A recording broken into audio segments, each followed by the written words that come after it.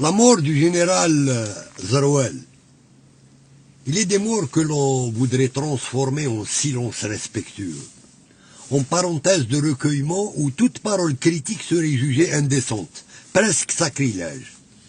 Mais il est des morts aussi qui ne ferment rien, qui n'apaisent rien, qui n'absorbent aucune des colères ni des douleurs accumulées, parce qu'elles ne sont pas simplement des fins biologiques, mais les derniers chapitres d'histoire restés sans justice.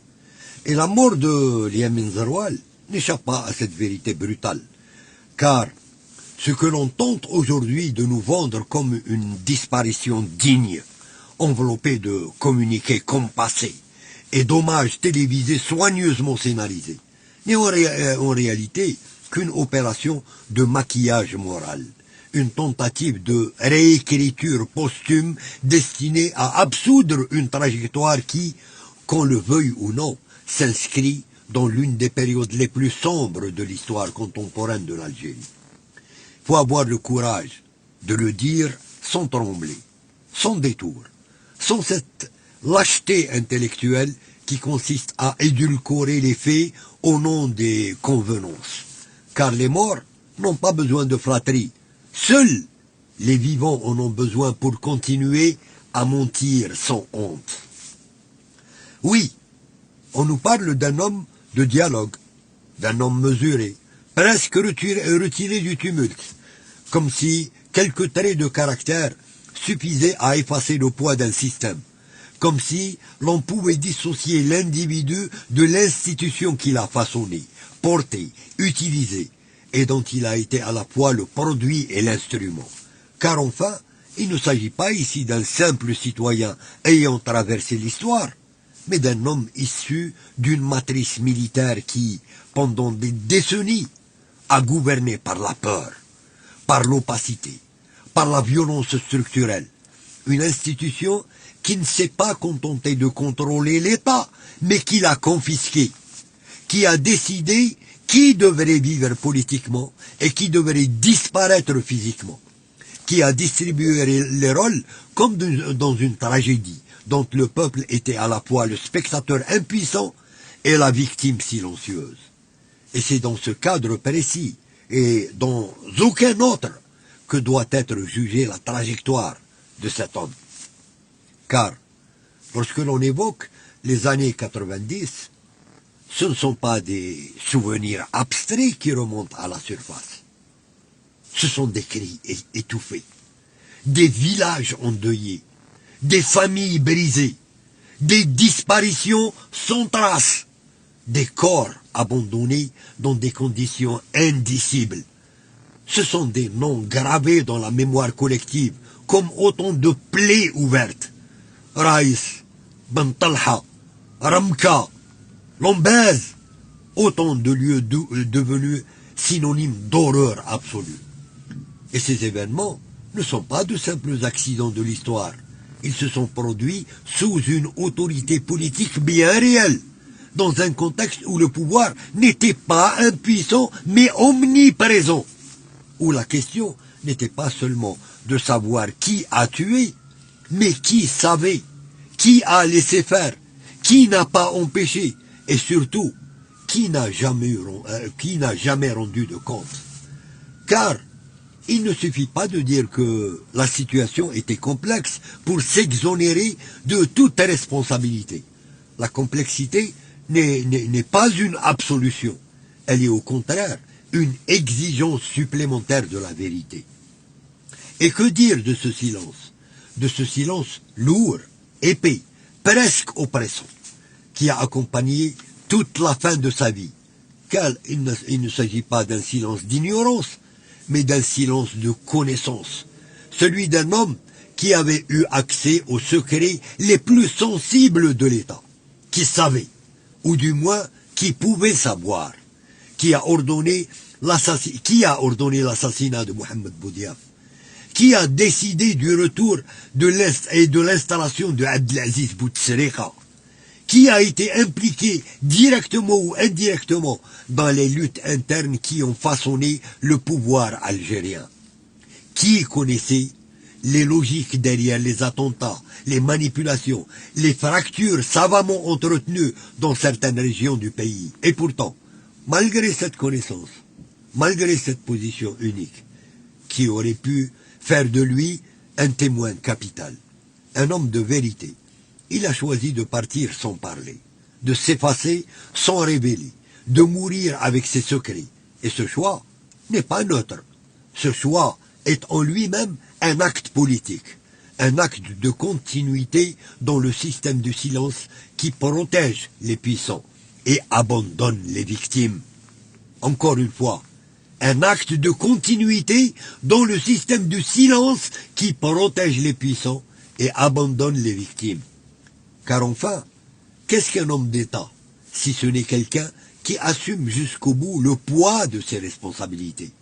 Quelqu'un qui comprend que la fonction qu'il a occupée ne lui appartient pas, mais engage le destin de millions d'êtres humains.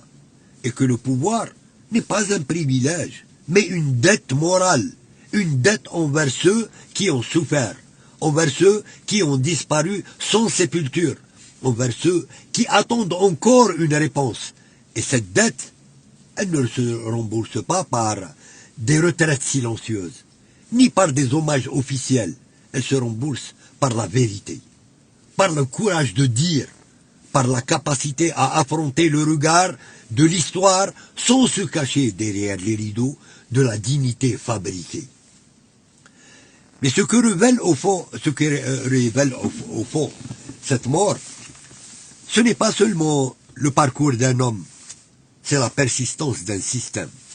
Car déjà, les mêmes réflexes sont à l'œuvre, les mêmes discours, les mêmes tentatives de sanctification, comme si chaque disparition devait être l'occasion de réécrire le passé plutôt que de l'affronter, comme si l'on pouvait construire un avenir sur des fondations falsifiées, comme si la mémoire collective était une matière malléable, que l'on pouvait modeler à coups de communiqués officiels et de plateaux télévisés. Alors qu'en réalité, cette mémoire est vivante.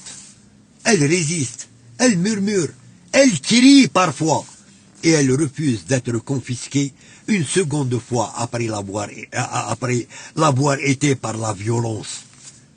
Et il faut le dire avec une clarté implacable. Ce n'est pas manquer de respect aux morts que de dire la vérité. C'est au contraire refuser de manquer de respect aux vivants, car ce sont eux qui portent encore les cicatrices de cette époque. Ce sont eux qui continuent de vivre avec les conséquences de décisions prises dans l'ombre. Ce sont eux qui voient encore, aujourd'hui, les héritiers de ce système occuper les mêmes positions, reproduire les mêmes logiques, imposer les mêmes silences, et leur demander de se taire au nom d'une prétendue dignité serait une seconde injustice, une injustice morale cette fois, qui viendrait s'ajouter à toutes les autres. Alors, non. Non, la mort du général Zarwell n'est pas seulement un événement biologique, c'est un moment de vérité, un miroir tendu à toute une société, une occasion de se demander ce que l'on veut faire de son histoire. L'enterrer une fois de plus sous des couches de mensonges élégants ou l'affronter dans toute sa brutalité pour enfin espérer en sortir. Et la réponse à cette question ne dépend pas de ceux qui sont partis, elle dépend de ceux qui restent, de leur courage, de leur lucidité, de leur refus de céder à la facilité du récit officiel. Car au bout du compte, il y a une réalité. Ni les discours, ni les hommages, ni les tentatives de réhabilitation. C'est que le pouvoir, lorsqu'il n'est pas accompagné de vérité et de justice, laisse derrière lui des dettes que même la mort ne peut annuler. Et que ceux qui partent sans avoir parlé emportent avec eux non pas seulement des secrets, mais des occasions perdues de réparer, de comprendre, de transmettre. Et cette perte-là, elle est irréversible. elle est une fracture supplémentaire dans une histoire déjà profondément marquée par les silences. Et peut-être, est-ce cela, au fond, la véritable tragédie. Non pas la mort d'un homme, mais la mort d'une vérité qui n'aura pas été dite. La disparition d'un témoin qui aurait pu éclairer une époque et qui a choisi, pour des raisons qui lui appartiennent, de laisser cette époque dans la pénombre.